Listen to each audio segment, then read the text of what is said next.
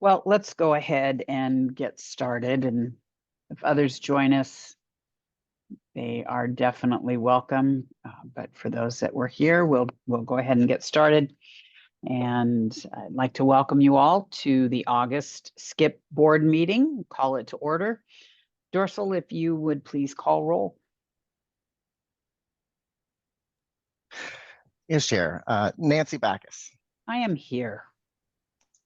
Dana Ralph. I am here. Good afternoon. Colleen Brent Schluter. I am here. Good afternoon. Christina Solstice. Okay. Tracy Buxton said that she wasn't able to attend. Brian Davis.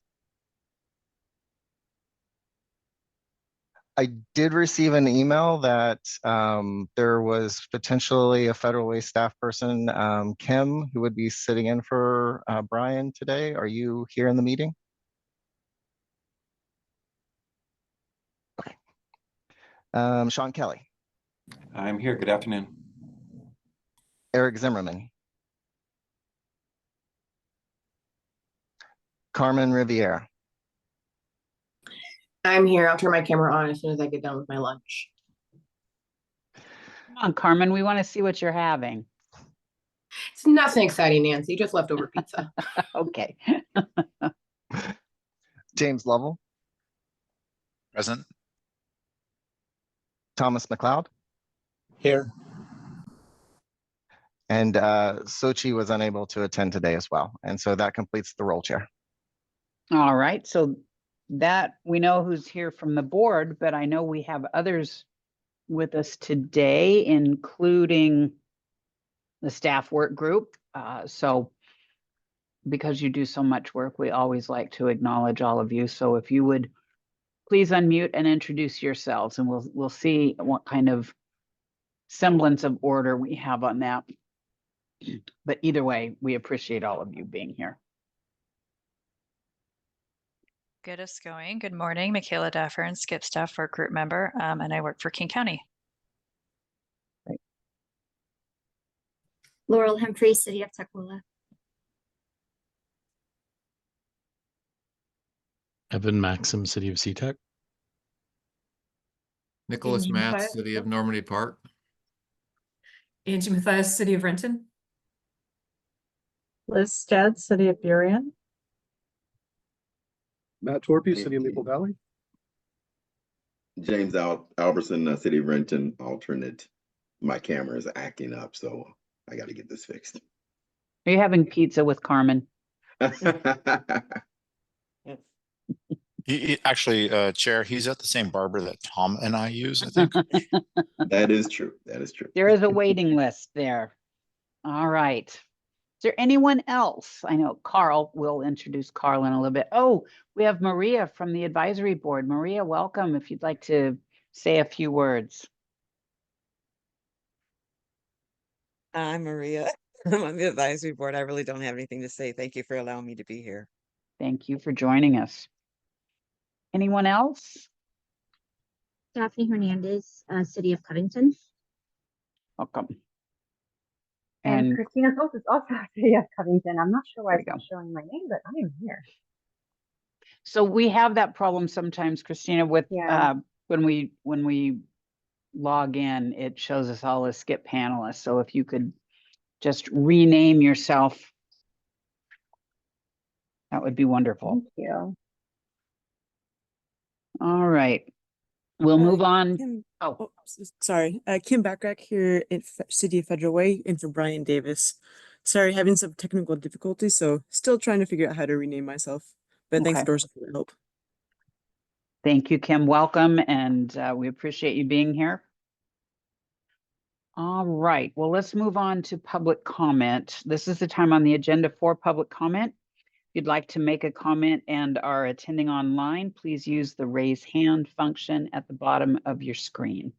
You'll have 3 minutes to make your remarks. And when you begin, please make sure to state your name and city of residence for the record.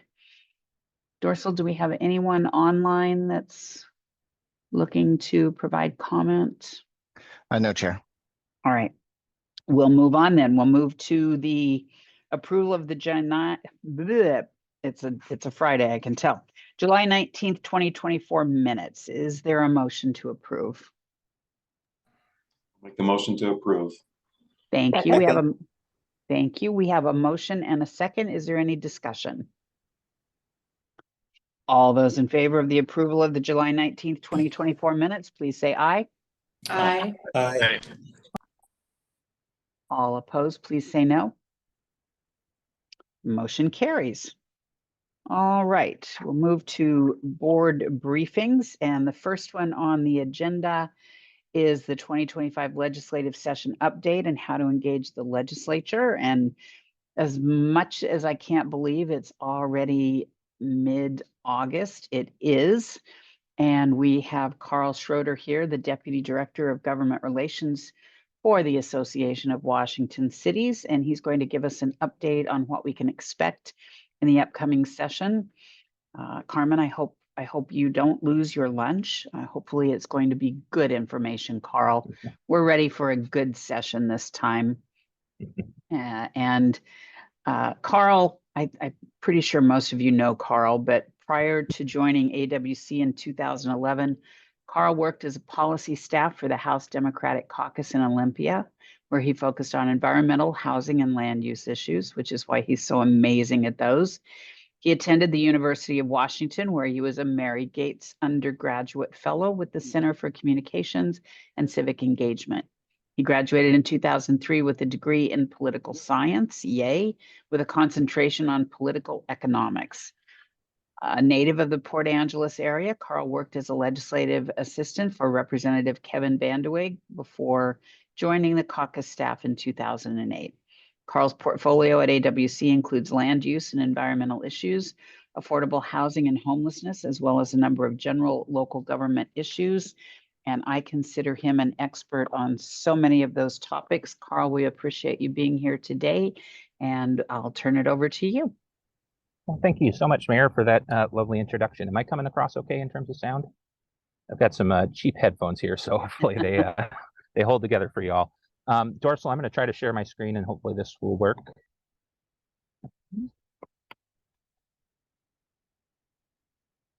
Okay, are you seeing the front page here? Perfect.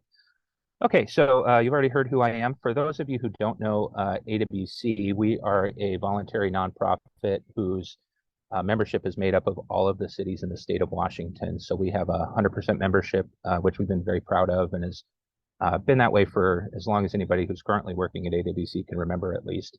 And we do a lot of work to try to reflect and understand that, the situations facing the different cities in the state and how the different policies the state legislature is considering might affect meeting this and hearing from you all about what we're working on and what's important. So appreciate the invitation. Question on I'll stop a few times and at a couple of logical places and see if you got any questions. Madam Chair, he's breaking what up. we're going to go over Before we today start, is, Carl, is anybody else getting a broken speech from Carl? Yes, Sean, I am. Same thing. Okay. Carl, for some reason, some of us aren't able to, it's broken.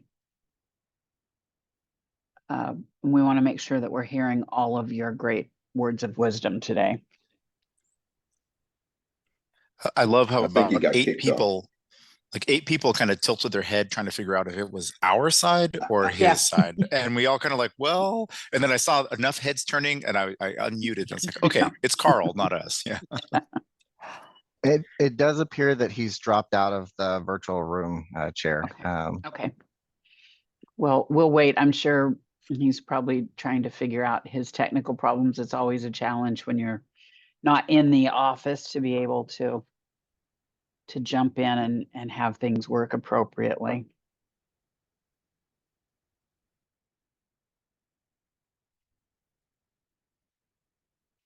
While we're waiting, anybody have any good fun plans for the weekend? Heading to Camino Island, check out the cabin, relax. Nice. Yep. Let the kids run on the beach for a while. Very fun. This is Christina. We're actually exploring Cannon Beach for the first time ever. Shocking that Oh, we live here and have never been there. Cannon Beach is lovely. You will enjoy it. I'll take recommendations in the chat. I'm just kidding. For places. I'm in southern Skagit County at Lake Kavanaugh, which we've gone many times before, and yet my children seem to have forgotten every single item they needed, despite having packed for the same trip for the last 12 years. Everything that's essential, like toothpaste, toothbrushes, they had no idea we'd actually be expecting them to brush their teeth away from their house. So, yeah. I don't know how you could expect that. You're just horrible, mean parents. I love that this is now on the public record that my children do not pack their toothbrushes. Sorry We're good about that, parents, I everyone. promise. There's Carl. Am I coming through any better now? Yes. Okay. Sounds better to me anyway. Dorsal, I think it might be me trying to share my PowerPoint that's messing me up. Maybe you could open it up and I'll have you shift slides for me.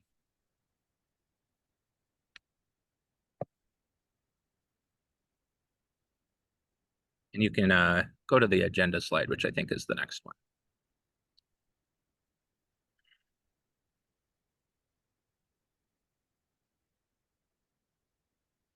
So what we're going to talk about is sort of a state of affairs of the largest housing and homelessness issues in front of the legislature. Funding, rent control, regulation, stability, whatever your preferred nomenclature is, the housing and land use, transit-oriented development proposals, and then home ownership. And then a little bit of an update on the AWC legislative process as it relates to housing issues, and then a little bit of Advocacy 101, some thoughts on how you all can effectively engage the legislature on your interests. So Dorsal, you can go to the next one.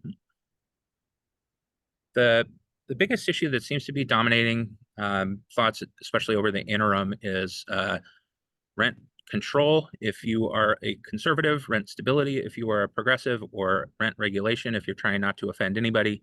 There's been a lot of movement on this in the last couple of years. Last year, a proposal passed the State House that would have capped annual rent increases at 7% in most private sector market rental buildings that are more than 10 years old, as well as mobile home parks. That bill got to the Senate and was failed to advance out of the Housing Committee because of opposition from one of the Democratic senators. And then the House passed it again, and the Senate directly referred it to the Ways and Means Committee to avoid the Policy Committee, but it still did not have enough support to pass. Looking into the future, the makeup of the Senate Ways and Means Committee is going to be significantly different next year, as Senator Mark Mullet and Senator Kevin Van de Weeg have both run for higher office and did not advance in the primaries, but they will no longer be senators. So we're going to have an interesting feeling out period, I think, in the next session in terms of what does Senate Ways and Means look like. Traditionally, the majority parties like to put sort of a mix of philosophical perspectives into that committee as a way to kind of provide an opportunity to put a brake on some of the more aggressive policy proposals that might come out of one wing of the party or another. There are not a lot of traditional moderates left in the Senate Democratic Caucus. It's turned significantly more progressive over the last couple of years. So it'll be interesting to see if they are able to replicate that kind of traditional approach.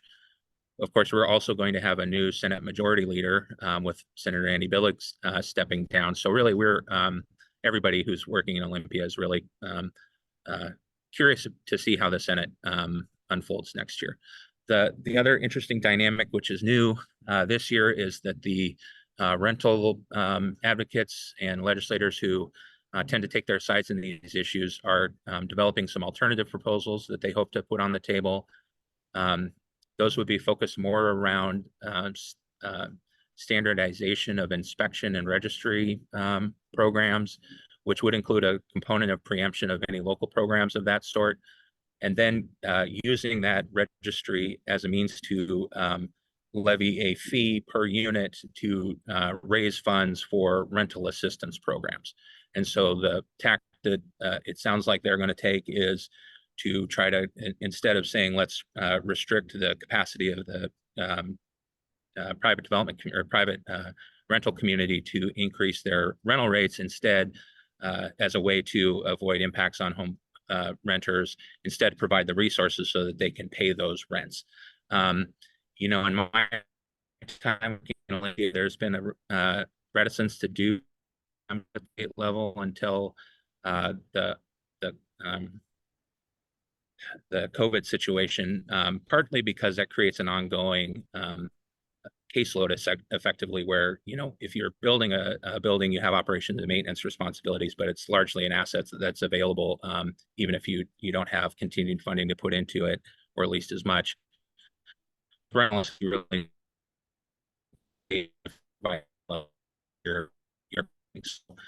there's still Chair, yeah. I'm getting some chop again. Yeah, Carl, we're still getting some chop again from you. I wonder if it would help Sorry, if you guys. turn your Hopefully- camera off, maybe. Just tried that. Let me see if that works. The next step, I will try to sign in on my phone and see if that's better. Has it gotten any better for y'all? Sounds a little better Give now. 1 second. I'm gonna try to connect again.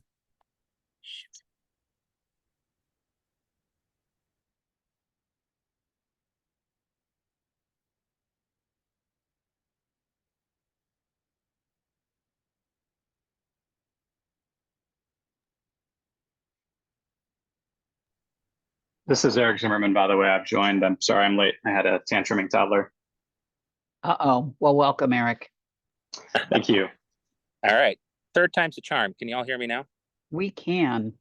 All right, Can let's hear try you, this again. So yeah, I think I've covered the rent discussion. The other thing I would say is it does appear that has got more momentum and support at this point than any sort of dedicated housing revenue, which will be the next slide. Dorsal, if you want to move us over. As you know, that AWC has been really focused on trying to secure a dedicated revenue source for subsidized housing for many years now, particularly as the House Bill 1220 responsibilities have rolled through our comprehensive planning processes, and cities are now planning for a much more specific number of housing units by income level. And statewide, we know that we need 1 million new homes, and over half of them need to be affordable to people that make 50% of the median income or less. Which, you know, you guys working on this committee know the private market is just not set up, will never be set up, is not intended to deliver housing at prices where folks literally can't pay rent in some cases, or can pay very little. And so we've been supporting the last couple of years enhancements to the real estate excise tax, both at the state level as well as local option 0.25% REIT. That proposal seems to be losing a little bit of steam, partly because the economy around the commercial real estate market continues to be depressed. A lot of the high value properties that would have been subject to the new REIT increment, which was properties over a value of $3 million, would have been those commercial buildings, as well as multifamily apartment buildings. And so the argument that the realtors have been, I think, successfully making is it's a bad time to affect the commercial market, and it's bad policy to increase the cost of multifamily housing when we have such a need out there. The contrast to that, of course, is you know, this is about as close of a nexus as you could possibly have to real estate prices. The percentage increase that was contemplated, it was, you know, far and away lower than the commissions that the folks who are buying and selling these buildings were receiving. You know, so we still think it's a smart thing to do, but the legislature's interest seems to be cooling. And as I mentioned earlier, a lot of the housing focused legislators are really putting a lot of emphasis on the rent control conversation this year. The next bill that I think we may have a better chance this year than we have in previous years, particularly because the other revenue sources are seem to be falling by the wayside, is the short-term rental tax. That would allow cities to levy at one point up to a 10% tax based on the the daily rental rate of a VRBO or an Airbnb. That was considered to be reduced to 4% at one point. It did pass the state Senate and then got pretty far in the House until it died in the House Finance Committee. I think the industry has expressed some openness actually to talking about this. At least one of the platforms has. So there's an active conversation on that front, and that would certainly be a nice tool. The other thing I think that's important for you all to know is, in addition to housing funding, which is on their kind of top tier list, the legislature's got some pretty significant budget challenges this year. The transportation budget and the transportation package that was recently passed is underwater, and they're going to need to raise some funds to just meet the obligations that they've already put out for themselves. The general fund is in a little bit of a challenge in some areas. And then we have these initiatives, which we don't know what will happen in November, but potentially with the loss of the Climate Commitment Act, for instance, that would put another significant hole in the transportation budget, or the capital gains tax would affect the general fund and early childhood education. So the challenge is the legislature is not going to be able to raise revenue to address all of these issues. And those of us who are focused on housing, will need to be very vocal to keep that on the table.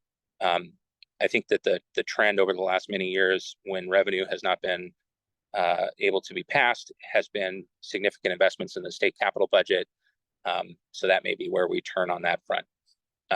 Dorsal, if you want to switch slides.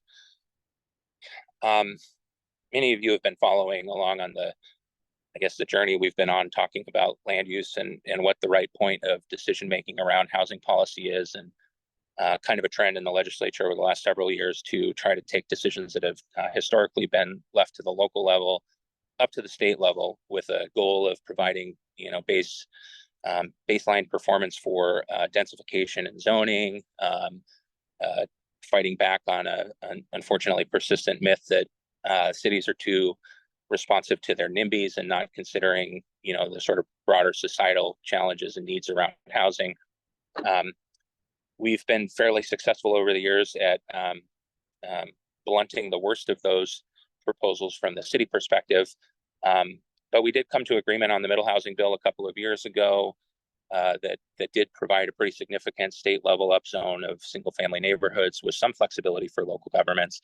And I think that has, I don't know if emboldened is the right word, but it's kind of created some muscle memory for the legislature, that they've become more receptive to preemption proposals than they had been in the past. And I think that's unfortunately toothpaste that's going to be pretty hard to put back into the tube. So the biggest one last year that did not pass was the transit-oriented development bill, which would have provided for a very significant increase in development capacity within certain distances of light rail and bus rapid transit stops. The saving grace for us last year, I believe, was a big disagreement between the development community and the low-income housing community, where the low-income housing advocates and cities said, we want to ensure that there is some degree of affordability if the state is going to mandate upzones, because it's very difficult to then put a inclusionary zoning requirement or something like that in place if they've already been provided development capacity, and the state would be kind of removing that tool from the local toolbox. The development community, on the other hand, really opposed any sort of affordability requirement. I was in a meeting once where they were asked if they would accept a 1% affordability requirement, and they said no. Their rationale is not completely unfounded, that there are definitely markets in the state that could not achieve a profit to build in to set aside a certain percentage of subsidized units. On the other hand, there are a lot of markets that do, and a lot of cities that are being successful with those sorts of programs. And so our model was to create that affordability requirement, but then allow the local government to go back down if the market didn't allow for that. We were also very concerned, of course, about the preemption and the breadth, especially the bus rapid transit piece, that would have created these corridors of very large zone capacity. Like I was using an example of, if you had an acre parcel, you'd have to allow I think it's like 4 Best Buy stores on that lot line to lot line, just very kind of outside of the scale of many of the communities it would apply in. Because the comprehensive planning cycle is so far along at this point, even the proponents of that bill would have only applied the mandatory provisions to the Puget Sound area 5 years from now. So there really isn't a lot of pressure to pass that bill. And because of that, I think even though it will come back, I'm not expecting that it's going to have a ton of momentum. Obviously, we're going to have to work hard on it, but it doesn't seem like it's not gaining support at this point from what I can tell. A couple of other ones that I know are going to come forward on the land use side is state approval of housing regulations or housing elements in your comprehensive plans or development regulations that flow from that. This is kind of coming from folks that don't trust that cities will follow the law that has been passed over the last several years that requires, pretty significant changes to zoning, and they want to have the state Department of Commerce evaluate whether those are following the law before they go into effect. Some of the pieces of pushback we had on that was, well, first of all, it was going to delay all of the good middle housing and ADU and different policy reforms the legislature had put forward for another 6 months for no particular value. Also, it would have put Commerce in this position with very little resources and staff to kind of opine on comprehensive plan elements that are necessarily a balance of interests. As you all know, on the elected side, at least, you can't do it all, and you have to figure out how do you move forward on all of these different competing priorities in the comprehensive plan. And it, without being involved in that at a really detailed level, it seems inappropriate for the state to just kind of weigh in that they know better effectively.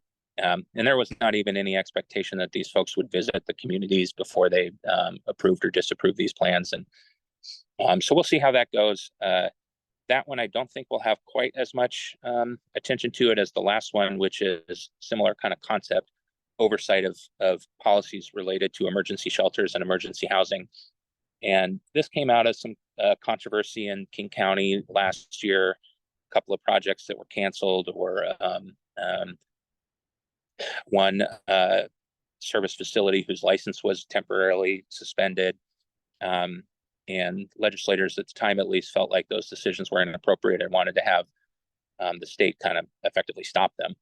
Where we ended in the conversation, which did pass the House, but failed in the Senate Local Government Committee, was to create more of a complaint resolution system, whereby if a provider in a community felt like a decision was made that was illegal or problematic, that they could reach out and request the state provide mediation or some sort of dispute resolution service between the city and the either the applicant or the service provider.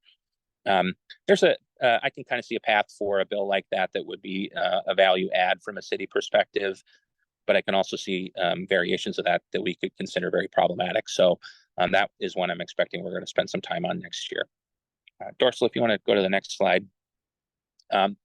This comes up very commonly when I talk to city officials, is a desire to improve affordable home ownership, particularly condominiums. I think I can't really get through a meeting with city officials without someone asking that we make progress on condo reform. The short story, as I understand it, is that the liability provisions for condo construction to ensure that people who purchase those units in those buildings don't have leaky windows and water intrusion and poor construction standards are very tight. And there was an era where there were some bad actors in the construction industry where people were left holding the bag with, pretty significant bills.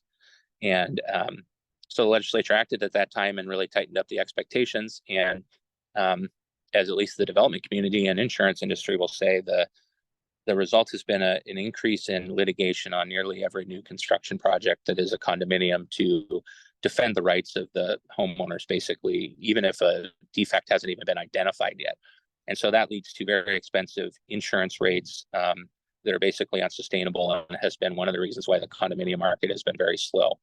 The challenge is that the insurance industry in particular, is not really able or willing to indicate what policies would result in them reducing their rates. So the policymakers have been somewhat shooting in the dark to find policies that will affect the insurance rates. The other challenge is the proponents of a strong consumer protection element in condos have not gone away. And some of their allies are very powerfully positioned in the legislature. So, wholesale change on that front is not likely. We have nibbled around the edges with changing standards for smaller buildings. There's been 2 bills on that in the last 2 years. I don't know if there's a lot of progress in that vein left to do, but what we're kind of considering at the AWC level is to ask the state to study whether there is a role for the state to play in that insurance marketplace, as maybe a reinsurer or some other fashion to make it feasible to get insurance for these buildings or otherwise make them more likely to be constructed. If you all have any particular ideas on the condo front, we're all ears. We would love to help make progress on that. So it's not an area where cities really have a lot of inherent expertise.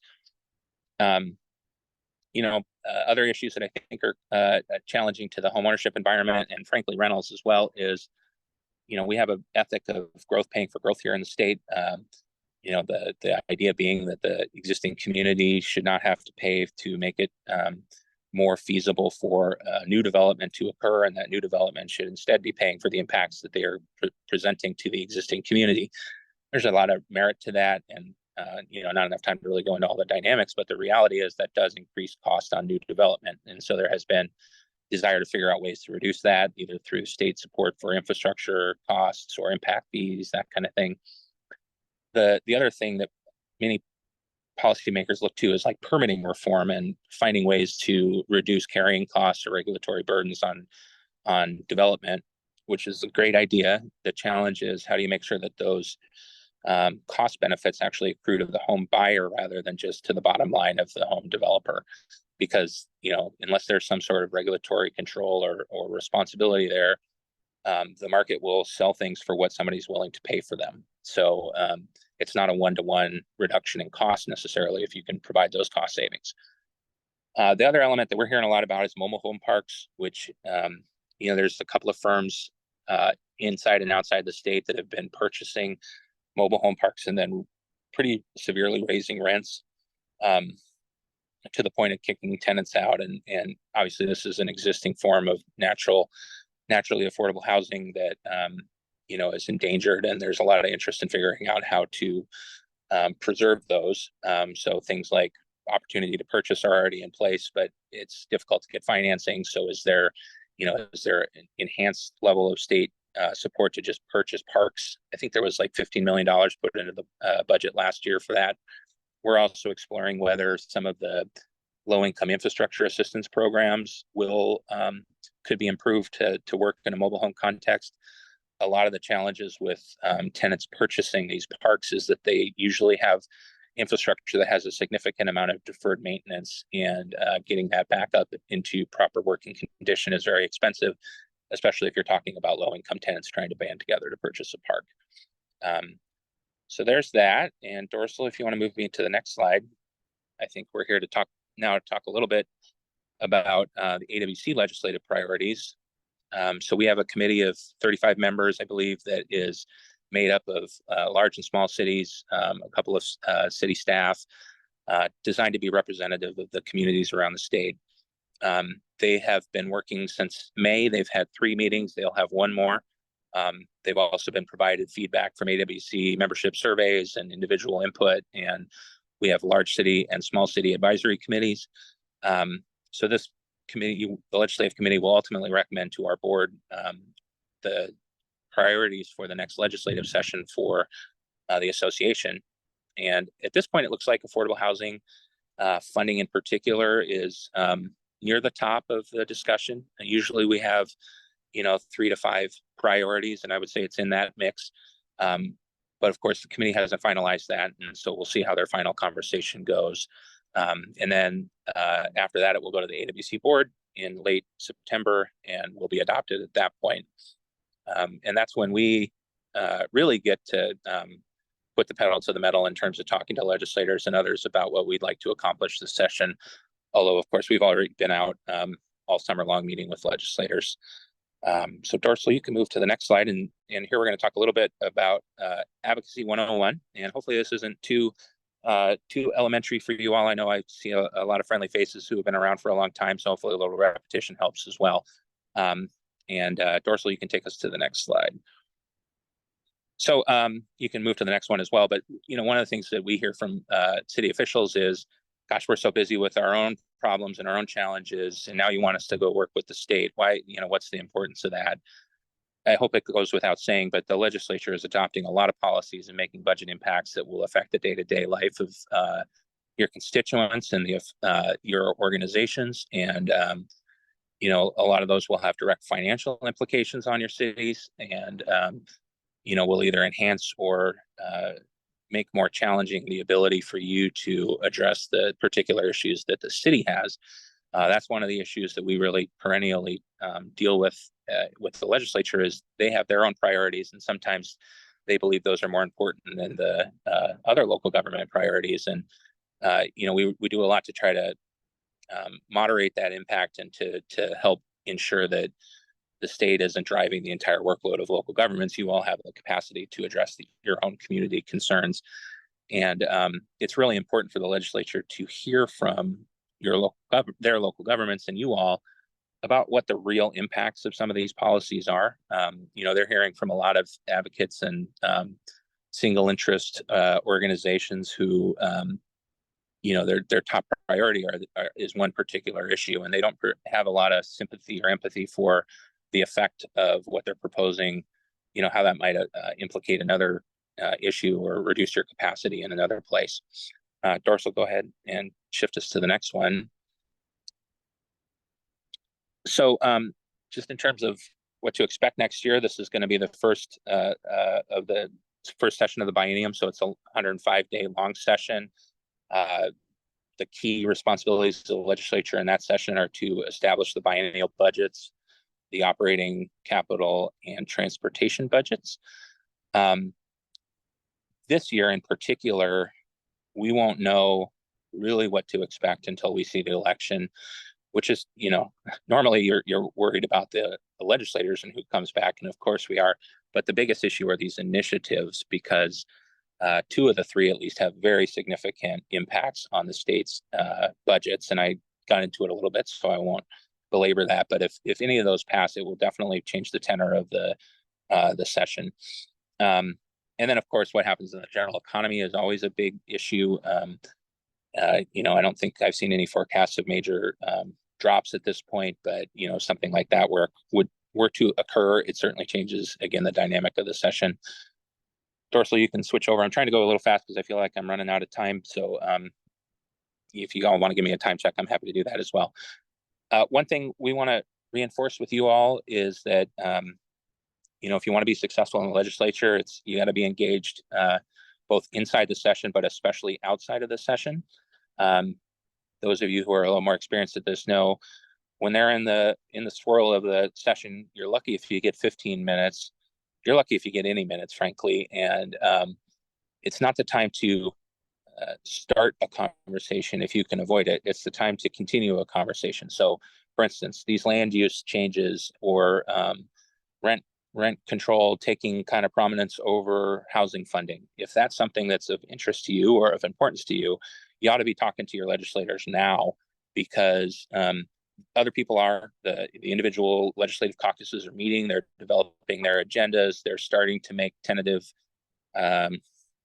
commitments to each other about trying to move forward packages of legislation. So it's really important, especially if you have concerns or frankly support for those things, that you communicate that with your legislators while they're having those conversations, and not just wait until you get into your annual meeting once at the start of session to express feedback, because it might be too late. So we really recommend that you find opportunities to invite them to come meet with you. Like you all as a coalition of local governments in South King County, it would make perfect sense for you to invite the entire delegation of every legislative district that covers SKIP, and have a briefing for them about what you're doing and what your needs are and what your hopes are into the future. For individual cities, we encourage them to bring legislators into the budget briefings, and that can help really put a fine point on why these financial considerations that we frequently bring up are important for the legislature to keep in mind.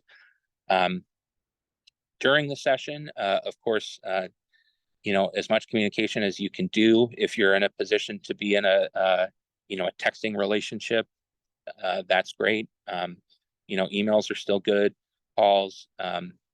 We also provide a lot of opportunity for information sharing and at AWC. So we of course have our weekly bulletin during session, but we're also doing city action calls on Fridays where any city officials can join in and get an update on the hot topics of the week and ask questions, and a good place to get up-to-date information. And so with that, I think you can move us to the next slide there, Dorsal.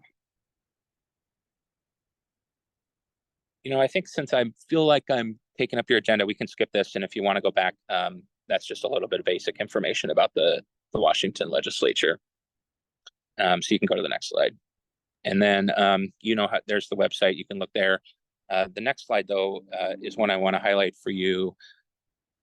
Oh, well, so this is a list of the different things. And I think I largely went over this. So I think it's the next slide, Dorsal, that I want to take a moment on, which is our new bill tracker, which we debuted last year, which was actually, we got a lot of pretty positive feedback about this. And so what this does is, rather than having to search around the different articles that we write on a weekly basis to get updates on bills that you might be interested in, this allows you to basically see that all on one place. And now our articles on an issue are all on one, and it's a kind of a rolling article. So it's got the first ones, the most recent at the top, and then as it goes down, older articles, but all in one place, as well as updates on where the bill is in the process and that kind of thing. So you might check that out and see if that's helpful for you in terms of tracking the policies that you're interested in. And Dorsal, I think go to the next slide if you wouldn't mind. And I think this is my last slide. So take a couple minutes here and then hopefully we'll have some time for questions. One of the challenges that I feel like is that despite our centrality to the discussion and the fact that we have to, these are where housing units go, is in cities and counties primarily. Local governments aren't always seen as a key stakeholder, and frequently lately are seen as a barrier to positive housing outcomes. And so I really would encourage you all to try to insert yourself into the conversation and be productive and be proactive in those conversations so that we can continue to have a more comprehensive and holistic conversation around housing, because just trying to jam it down the throats of the local community is not going to be an effective and durable way to make progress on this. And this is a bit of a generalization, but I think it's fair to say that the vast majority of cities are wanting to see smart, good, affordable housing growth in their communities. They all have different, ideas on how to get there. I know that South King County feels like they have a challenge with getting more market rate and higher end housing, and there's a historic pattern of a lot of lower income and subsidized housing going into the county. So that's an example of where we might have, some differences of opinions between groups of local governments and groups of advocates in terms of certain ones would not. And so getting those dynamics, getting your legislators comfortable with those dynamics and how they think about them and having those conversations is really important. The other thing that I find that the legislature and the advocates really struggle with is there's this idea that cities are just choosing not to build housing. We don't build housing for the most part. A number of you, of course, have revenue tools that you're utilizing to support organizations like SKIP and your nonprofits in your communities to support their efforts to build housing. But in the vast majority of cases, cities are not in the lead, and we need partners to choose to build in our cities. So there's this kind of persistent discussion of accountability, and I always go back to some of the density conversations a few years ago, and they would say upzones are the answer to everything. And I would point out that Everett has had unlimited height allowances in their downtown since the 60s, and they're still not seeing a lot of this redevelopment. There's a lot of individual market dynamics. What does it cost to purchase, consolidate parcels, demolish the existing buildings, rebuild those buildings into new construction, and can the region accommodate the rents that it would take to do that in a profitable way for the private sector? In a lot of places, it can't still. I was on Twitter the other day and saw a post from a fellow who's been really active in trying to promote these preemption policies. He's a small developer, and he had been trying to build in Tukwila, and a build to rent set of sixplexes, and he eventually had to give up on that project because he couldn't. The community could not pay the rents he would have had to charge to build that development. And so there's this kind of trend towards simplicity in the policy arguments around housing, especially around supply enhancement, that I think we can add value to providing some of the complexity to those policymakers so that they, can make more refined decisions. The other challenge I think we have is that, especially for those of you who care particularly about home ownership, is that many of the most effective advocates and legislators are more focused on affordable rentals than they are on affordable home ownership.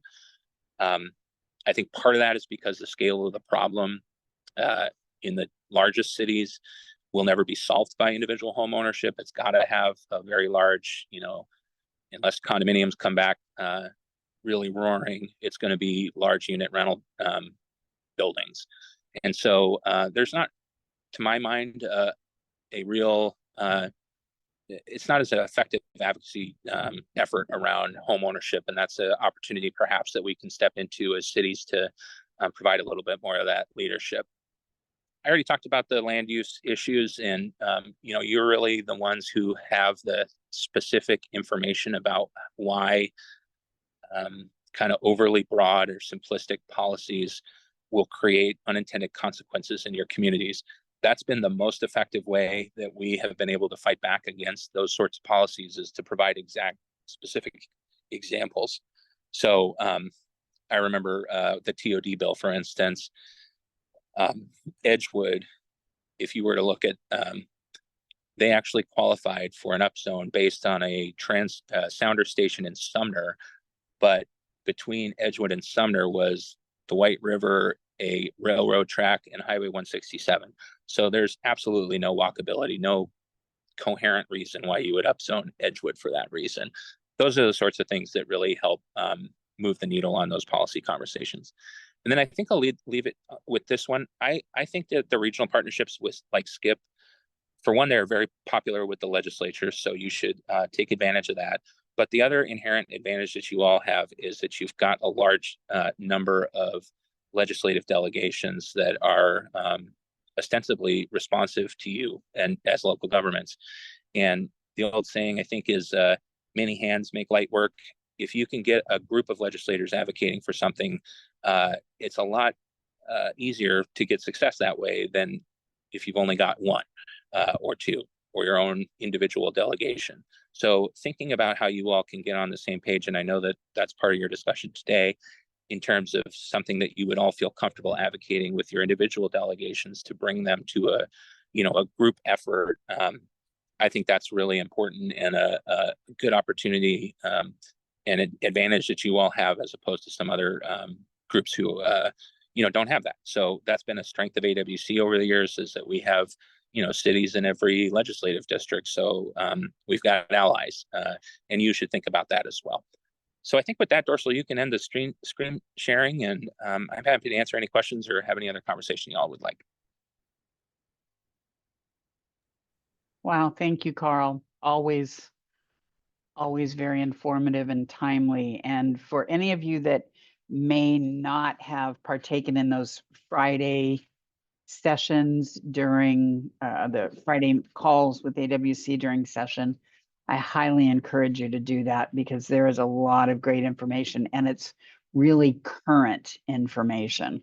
Right? What you might have heard that morning could have changed by the afternoon. It's that dynamic, and Carl and Candace and team usually are right on top of everything that's going on. So any questions for Carl? Carl, if you don't mind, if there are a couple questions. Yeah, absolutely. Anybody have a question for Carl?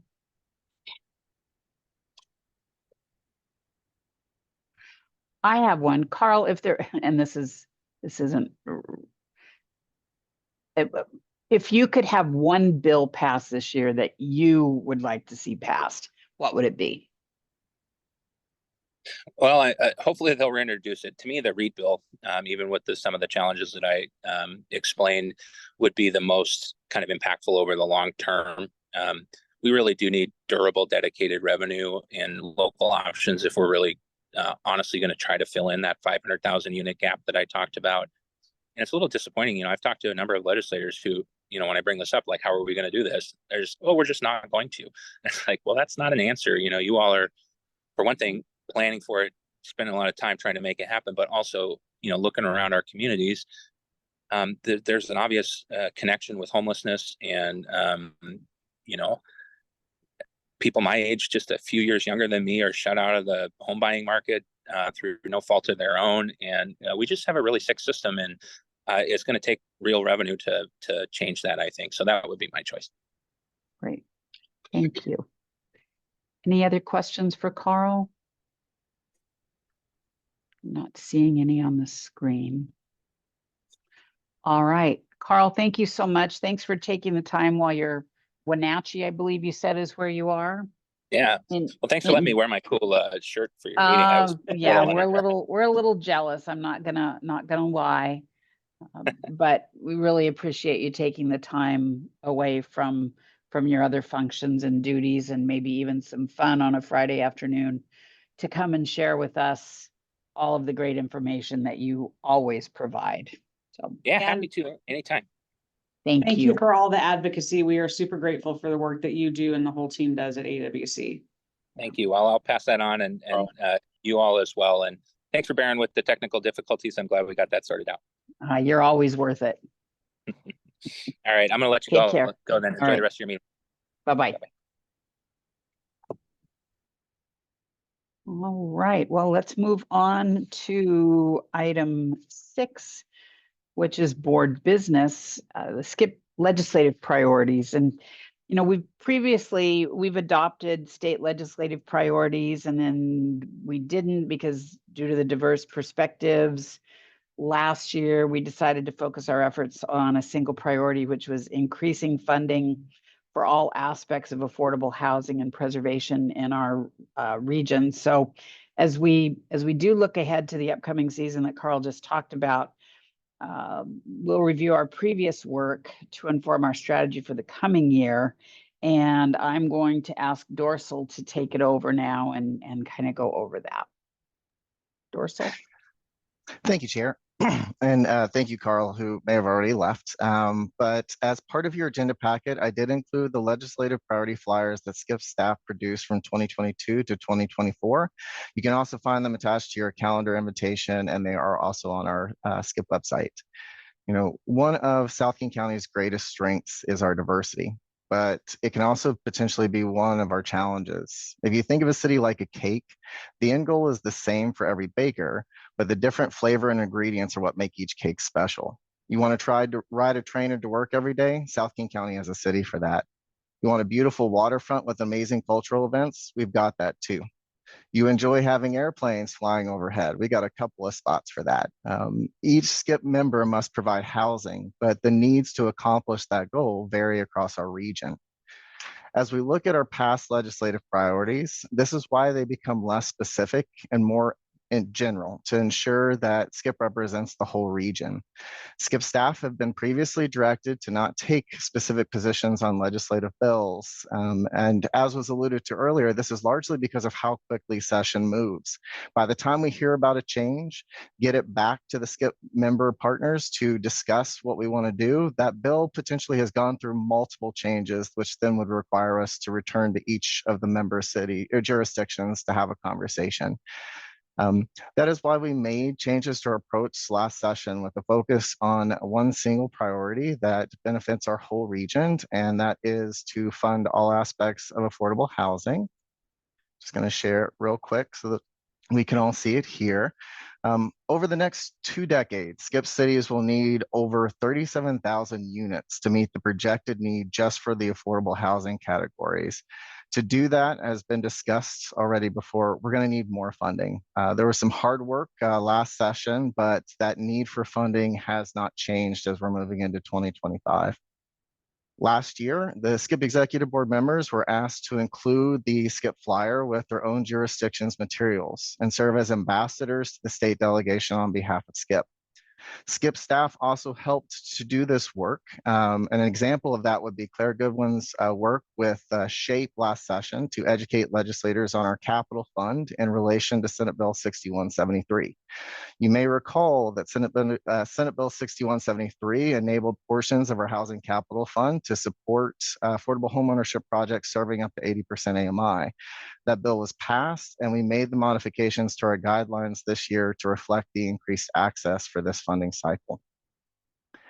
Another approach that we began last year was to use our regional voice to uplift priority projects in SKIP member jurisdictions. SKIP staff would work with SOKIHO and the staff working group to identify what projects in each of your individual jurisdictions were a priority, and any that were seeking capital support or CHIP funding are things that potentially we could have served to advocate in. Often it can be easier for legislators to connect with a specific project like that rather than a more open-ended ask, such as adding funds to our housing capital fund. Any projects that SKIP staff would highlight would, of course, be selected by the individual jurisdictions, and they would align with the priorities of that community. We would also be able to potentially do the same for any of our housing capital fund projects that are seeking additional funding, either through capital support or a CHIP. SKIP staff also did send out a couple of email alerts related to bills that could impact our work last session. SKIP staff did not take a position on any of these bills, but we provided information to the executive board via email so that individual board members or their city could respond in a way that was appropriate to your community's needs. Thinking ahead to 2025, I've heard that there is a desire to see better collaboration between the state and local housing authorities when it comes to the acquisition and preservation of the naturally occurring affordable housing. This work ties directly into our 2025 work plan, which has SKIP sharing these notice of intent to sell and other notifications in an effort to preserve NOAA properties. As the person who oftentimes is sharing these notices, an increased funding seems essential for us to really be able to move to preserve these properties. And by highlighting SKIP's work, including the housing inventory dashboard and our sub-regional preservation strategies, we can communicate that we have already identified NOAA sites that are at risk of being lost, and we are ready to implement funding at a rapid pace. Additionally, there is work being done through the Department of Commerce to increase funding for manufactured home preservation. We didn't call out manufactured home funding in the 2024 priority, but we do have roughly 60 registered manufactured home parks across the SKIP member cities. And research shows that the owners and residents of these manufactured home parks tend to be senior citizens at significant risk of displacement. I mention this because I believe it's a really good example of how creating shared legislative priorities can be a challenge. Manufactured home parks are a unique housing type, and not every member jurisdiction actually has a site registered through the state registry. Rather than taking a broad position on the topic of manufactured home, one potential option would be for us to focus on the parks that each of the SKIP jurisdictions has identified needing to be preserved, and adding those to the list of priority projects so that we can increase awareness of the funding need there. Ultimately, providing a unified voice for South King County to raise challenges like the need for more funding is one of SKIP's true strengths. As the South King County cities and SKIP began to think about the 2025 legislative session, I just wanted to provide a brief context and history around how we've created and adopted our legislative priorities, and also would be happy to capture any thoughts or feedbacks you might have about last year's process or about what you would like to see for SKIP staff moving into 2025. Thank you. Thank you, Dorsal. So as Dorsal was mentioning, last year we didn't really go into much detail. We have in the past. Would love to get your thoughts on whether we continue as we did last year, or we get a little bit more specific for this upcoming legislative session. Any thoughts from anyone on that? And Dorsal, maybe if you could take down your screen, would appreciate that. Thank you. Anyone have any thoughts? Dana? Thank you. I am continuing to lean towards sort of what we did last year. I just think once we get into these bills, there's so many issues that impact cities in different ways. I think we can wrap our arms around philosophy and positions, but when you get into the specific bills, I just think it gets too hard to get everybody on the same page. Okay, thank you. Colleen? Thank you, Mayor. I think this document is still incredibly robust, and agree with Mayor Ralph also that when sometimes it is hard to advocate just given the different conditions in each of our cities, but I do think this document at a high level is still really powerful. I was really interested in the potential of inviting the delegation to a SKIP meeting. I don't know if that's possible, but I think even to advocate for funding to come into our housing fund would be amazing. I know we've had that in our legislative conversations with our representatives, both at the state and federal level. But I just think if that were an opportunity to really showcase SKIP and what's needed for us to really do the work that we want to do would be exciting.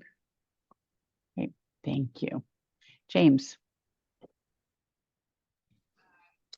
Yeah, thank you. I agree with Mayor Ralph. I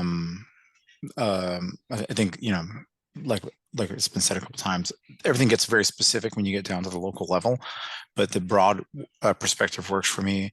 I think I think the appetite is changing slowly over time around different kinds of affordable housing. And so I'd like to have a little more of an update on the different ways that affordable housing plays out in different municipalities. I know that PSH looks different than affordable housing, looks different than market rate. So as we, as a coalition, you know, are looking at the different kinds of housing that are coming into our cities, I'd like to have our legislative agenda, you know, kind of maybe categorize them a little more clearly.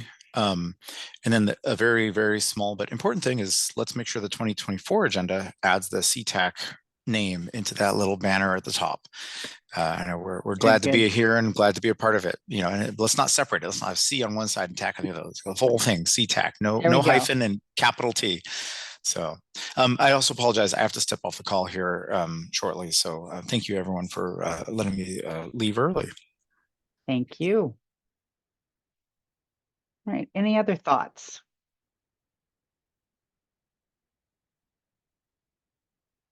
Okay. Well, Dorsal, it sounds like we have our guidance for the upcoming legislative session, with definitely with adding CTAC, no hyphen, into that with a capital T. And I don't even know if there's anything that needs to be updated for dates. Didn't see any, but we'll scan it for that. Oh, yeah. Go ahead. Chair, at least some of the data points I'll want to adjust with including CTAX figures. Perfect. Perfect. Okay, so when do you think we'll have this back? Will it be back in time for next month's meeting, or what are your thoughts, Dorsal? I don't want to add too much to your plate. I could definitely have a draft available for next month's meeting, although next month's meeting is the affordable housing tour, so there won't be too much space to discuss it. But I could definitely pass the message on to Claire, and then when she's back in October, she can present the draft that we have as well there too. Okay, sounds great. Sounds great. All right. Next up on the agenda is the second quarter progress report. And as you probably know, that is required by our ILA that we provide that quarterly progress, and it serves as accountability and to update all of us on the issues. James, did you have a question? No. To make sure if I drop off, I'm not impacting a vote, right? Quorum. We still have quorum and everything like that, right? Yeah, I think we're through with any actions for this meeting, so I think we'll be Okay. good. But All thank right. you for Thank you, checking everyone. on that. I really appreciate it. Yep. Have a great weekend. Thanks. You too.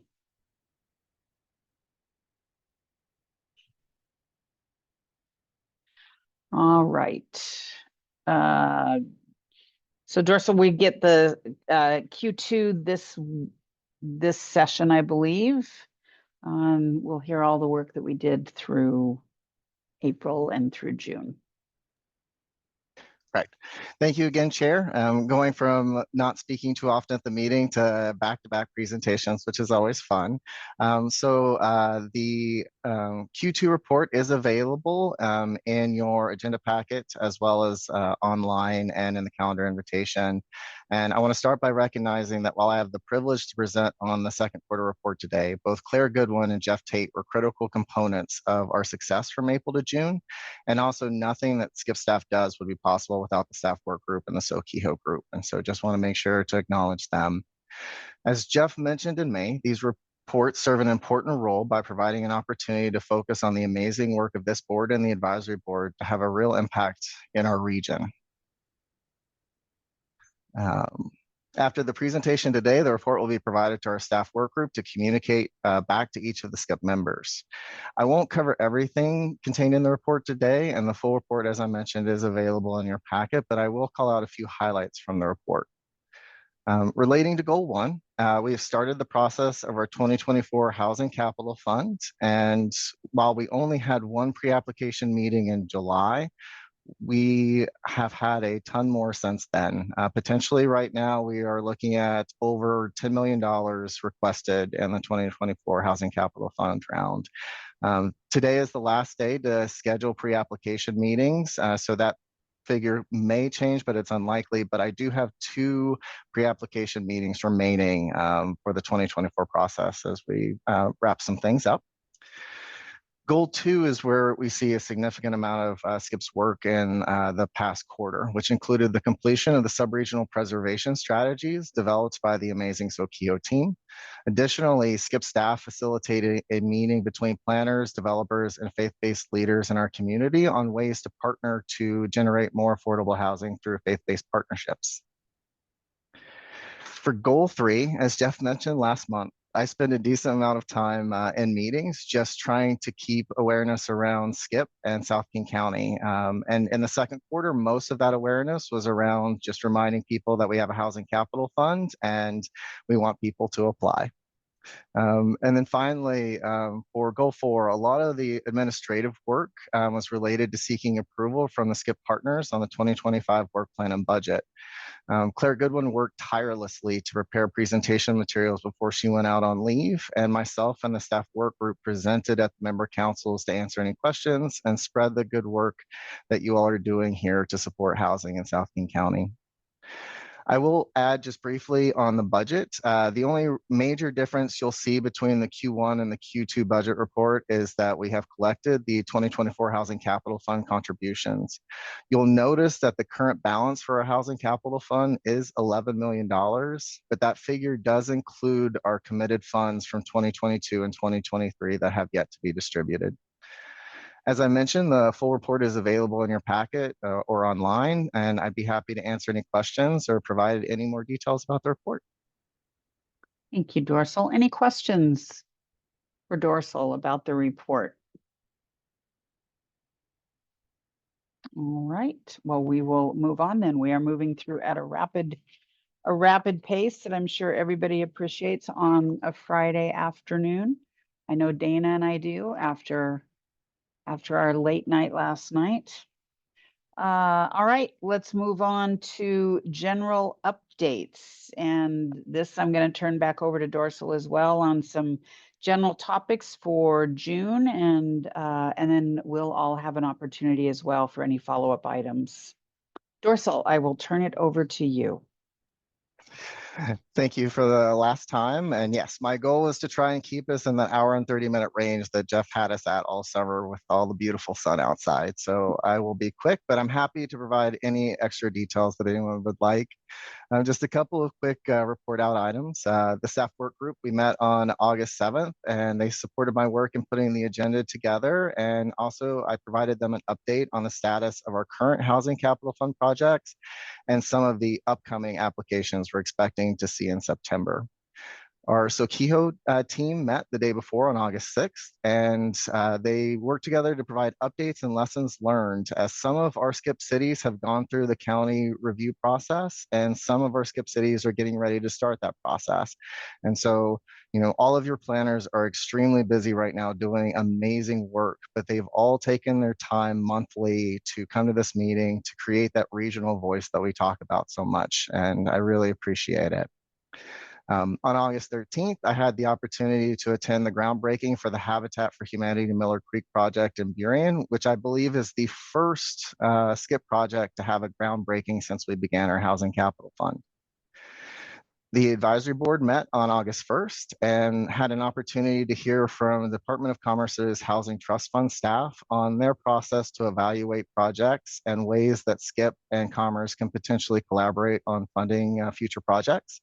This is the first in a series that I'm beginning with the advisory board to just bring all of the public funders so that we can better learn their process and do everything we can to provide stronger recommendations to the executive board as we move forward.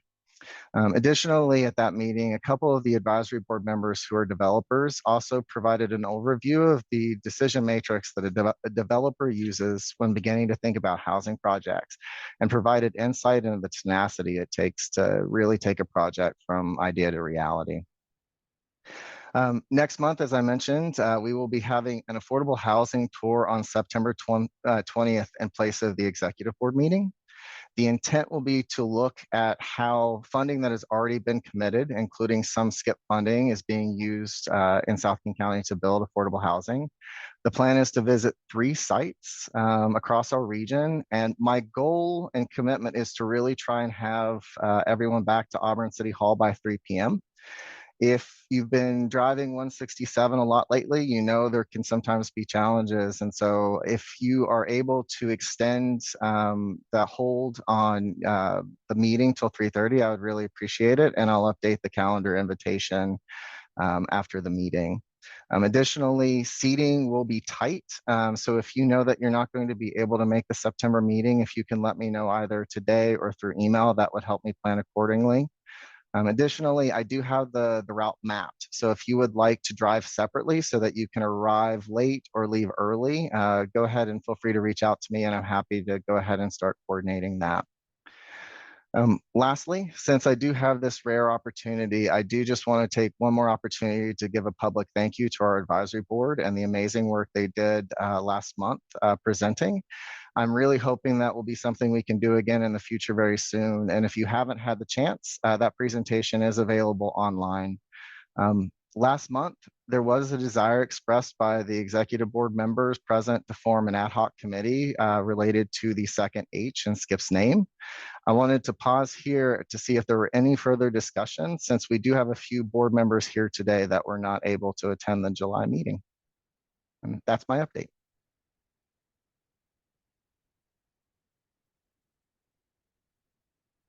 Oh, you're muted. Thank you, Dorsal. I thought I was doing so well today not having that happen, but any questions or comments? And Dorsal, I do know right now that I will not be at the September 20th SCIP meeting. We have an AWC board meeting, and I will be on my way home from the Tri-Cities. Dana? I will also not be available. I'm going to be at U.S. Conference of Mayors meeting in Boston. Why do they always make those at the same time? It's a problem. It is a problem. All right. Well, let's move to updates and announcements then. Dorsal, anything from you? Yes, Chair. It is a bittersweet announcement, but I do want to just communicate that Colleen Branch Sluter has let me know that she will be stepping back from the executive board. Speaking personally for myself, having her since my time starting at SKIP has been really beneficial, and I've really appreciated just her expertise at the staff work group and other levels. I am excited, though, that we will be having Liz Stead, the Director of Community Development for the City of Burien, joining us. She's been wonderful to get to know over the last couple of months, and I'm excited for you all to have that same opportunity too. Thank you. Colleen, you have been a steadfast part of this group from the very beginning. Your support, your expertise, your passion, your care, everything that we could ever ask for, you have provided, and we are going to miss you as part of this board. I wish you the very best and know that you will always have a place here with us, and the work that you have done will continue to move SKIP forward, and hopefully it will also allow for additional people to find housing and affordable housing. You are to be commended for the work that you do, and I appreciate you very much. Thank you, Mayor. I really appreciate that. SKIP has been one of the highlights. Seeing this come together, come to fruition, seeing actual affordable housing begin is truly exciting to me as a human service planner, but also just as a member of South King County community. I just am really proud of the work that happens here. So it's been really a pleasure to work with you, with Mayor Ralph, and with everybody else on this group. So thanks for having me. Thank you. Dana? Just want to second everything that Nancy said. Colleen, you have been a steadfast part of this group since formation. And, you know, we talk about it a lot. We're actually funding housing. Housing is coming up out of the ground. And that is something that you should be so proud of. Very, very grateful for your willingness to always be a part of the conversation, push back when it was necessary, and just, you know, keep us all on the right track. So thank you for your heart and your passion for what you do. And you're definitely going to be missed in these Friday afternoon meetings. Thanks, Mayor Ralph. You have an amazing person with Liz. She brings just a wealth of knowledge, and I think will really be such a value add to this group. Being able to really ground truth some things sometimes too is super helpful. So I appreciate the makeup of this group, that it allows for electeds and staff to work collaboratively. So I hope that that continues. I just think that just brings such great conversation to the table and really great decision making. So again, thank you so much.